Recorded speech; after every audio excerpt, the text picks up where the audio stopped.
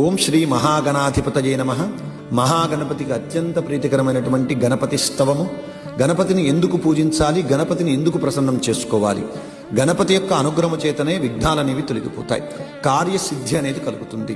విఘ్నహర్త విఘ్నకర్త, విఘ్నాలను కలిగించేవాడు, విఘ్నాలను తొలగించేవాడు మహాగణపతి. గణపతిని ఆశ్రయించడం చేత తప్పక కార్యసిద్ధి అనేది కలుగుతుంది.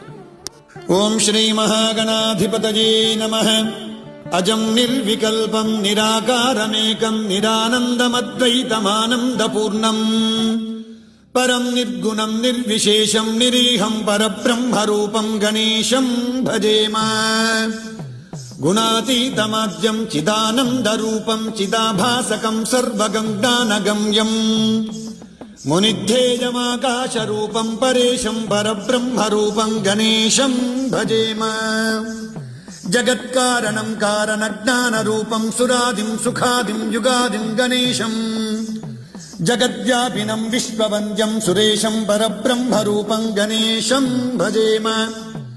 రజోయోగతో బ్రహ్మరూపం శృతిజ్ఞం సదా కార్యసక్తం హృదా చింత్యరూపం జగత్కారకం సర్వవిద్యానిధానం పరబ్రహ్మరూపం గణేశం నతాస్మః. సదా సత్వయోగం ముదా క్రీడమానం సురారీర్హరం తం జగత్పాలయం తం అనేకావతారం నిజజ్ఞానహారం సదా విష్ణురూపం గణేశం నమామః.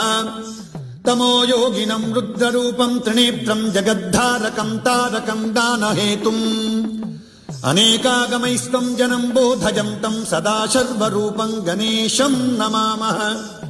తమస్తోమహారం జనాజ్ఞానహారం త్రయీవేదసారం పరబ్రహ్మపారం మునిజ్ఞానకారం విదూరే వికారం సదా బ్రహ్మరూపం గణేశం నమామః.